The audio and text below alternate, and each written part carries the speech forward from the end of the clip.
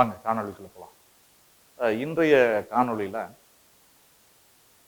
குழந்தைகளினுடைய கற்றலுக்கு எப்படி ஒரு அழகான தடைகளை ஏற்படுத்தி அந்த கற்றலை அதிகரிப்பது அப்படிங்கிற ஒரு விஷயத்தை தான் பார்க்க போறோம். கற்றலுக்கான அழகான தடைகளும் இருக்கு, ஆபத்தான தடைகளும் இருக்கு. அது ரெண்டுக்கும் என்ன வேறுபாடு அப்படின்ற மாதிரி ஒரு உதாரணத்தை வச்சு பார்க்கலாம். நம்ம இப்ப இந்த தடைகளை எப்படி நம்ம உருவாக்குறோம் அப்படின்னா, தொடர் கேள்விகள் மூலம் உருவாக்குறோம். அந்த தொடர் கேள்விகள் எப்படி இருக்கும் அப்படின்னா, தெரிந்ததிலிருந்து தெரியாததுக்கு போற மாதிரி இருக்கும். எப்பொழுதுமே இந்த தொடர்ச்சியான கேள்விகள் தெரிந்த ஒரு விஷயத்துல இருந்து தெரியாத ஒரு விஷயத்துக்கு போகும்போது அது ஒரு அழகான தடைகளாக மாறி குழந்தைகளை உற்று நோக்கி அதை தெரிந்து கொள்ள வேண்டும், புரிந்து கொள்ள வேண்டும் என்ற ஒரு ஆவலை உருவாக்கிவிடும். தெரியாதத ஒரு விஷயத்த நம்ம ஒரு கேள்விகளாக போடும் பொழுது அந்த குழந்தை முதல்ல ஒதுங்கிடும். இது ரெண்டையும் எப்படி நடக்கு அப்படின்ற மாதிரி நம்ம பார்க்கலாம். இப்ப உதாரணமாக தொடர்ச்சியான கேள்விகள் மூலம் எப்படி குழந்தைகளுக்கு ஆர்வத்தை உருவாக்கி நம்ம கற்றலுக்கு உட்படுத்துவது அப்படின்ற மாதிரி பார்க்கலாம். இப்ப நீங்க குழந்தைங்கிட்ட கேட்கும்போது காகத்தை பார்த்துருக்கிறீங்களா அப்படின்ற மாதிரி நம்ம ஒரு கேள்வியை கேட்கலாம். குழந்தைங்க எல்லாம் என்ன சொல்லும், சார் நாங்க பார்த்துருக்குறோம். சரி, காகம் என்ன கலர்ல இருக்கும், நிறத்துல இருக்கும்?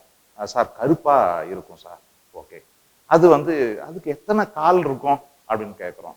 சார் அதுக்கு 2 கால் இருக்கும் சார். ஓகே, அதுக்கு காகத்துக்கு எத்தனை விரல்கள் இருக்கும் அப்படின்னு சொல்லும்போது குழந்தை யோசிக்குது. நமக்கு மாதிரி 5 விரல் இருக்குமா, அல்லது 4 விரல் இருக்குமா, 3 விரல் இருக்குமா? இந்த இடத்துல இந்த கேள்வி என்ன ஆயிடுது, அந்த ஒரு அழகான ஒரு தடையை ஏற்படுத்தி குழந்தைய திங்க் பண்ண வைக்குது, சிந்திக்க வைக்குது. சரி, இப்ப 4 விரல் இருக்கும் அப்படின்னு சொல்லிடுச்சு அப்படின்னா, முன்னால எத்தனை விரல் இருக்கும், பின்னால எத்தனை விரல் இருக்கும் அப்படின்ட்டு ஒரு தடையை ஏற்படுத்துறோம் தொடர்ச்சியான கேள்விகள் மூலம். அப்ப அந்த குழந்தைக்கு தெரியல அப்படின்னா அது அப்சர்வ் பண்ண ஆரம்பிக்கும். அந்த ஒரு காகம் உட்காரும் போது அதை பார்த்து முன்னால எத்தனை விரல்கள் இருக்கு, பின்னால எத்தனை விரல்கள் இருக்கு அப்படின்ட்டு பார்த்து கற்றுக்கொள்கின்றன. அப்ப இந்த தொடர்ச்சியான கேள்விகள் மூலம் தெரிஞ்ச ஒரு விஷயத்துல இருந்து தெரியாத ஒரு விஷயத்துக்கு போகும்போது குழந்தைகள் அதை தொடர்ச்சியான ஒரு கற்றலுக்காக பயன்படுத்தி கொள்கிறார்கள்.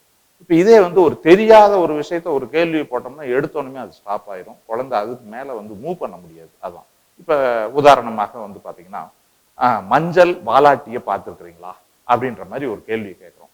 இப்ப அந்த குழந்தை மஞ்சள் வாலாட்டினா என்ன அப்படின்னு அதுக்கு தெரியாத போது மஞ்சள் வாலாட்டி எப்படி இருக்கும் அப்படின்னு அது ஆஃப் ஆயிடும். அது எந்த பதிலையும் சொல்லாது. காரணம் என்ன அப்படின்னா, மஞ்சள் வாலாட்டி பறவை அது ஒரு வலசை வரக்கூடிய பறவை. யூரோப்ல இருந்து நமக்கு இங்க வருது.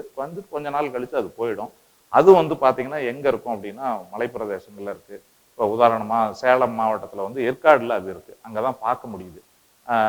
அந்த மஞ்சள் வாலாட்டியை பார்க்க முடியல. அப்ப இந்த ஒரு தெரியாத ஒரு விஷயத்த நீங்க எடுத்தோடனே ஒரு கேள்வி கேட்கும்போது அது ஒரு ஆபத்தான தடையா முடிஞ்சு கற்றல்ல இருந்து குழந்தைகள் வெளியேறுவதற்கான வாய்ப்புகளை உருவாக்கிறது.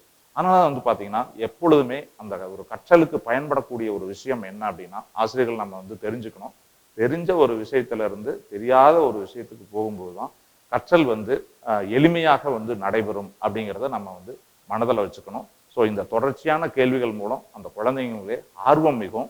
ஆர்வம் மிகுவதால் அது திங்க் பண்றதுக்கு, உற்று நோக்கிறதுக்கு, தொடர்ச்சியான கற்றலுக்கு இது ஒரு பெரிய வழிவகை செய்யுது. அதே மாதிரி அந்த குழந்தைகள் உற்று நோக்கியோ அல்லது ஒரு புத்தகத்துல இருந்து கண்டறிந்தோ அல்லது பெற்றோர்களிடம் கேட்டோ தெரிந்து கொள்ளும்போது, இந்த விஷயம் எனக்கு தெரிஞ்சிருச்சு, டீச்சர் கேட்ட விஷயம் எனக்கு தெரிஞ்சிருச்சு அப்படின்ற மாதிரி ஒரு ஆஹா மூமெண்ட் எழுவதற்கான வாய்ப்புகள் இருக்கு. நன்றி, மீண்டும் சந்திப்போம்.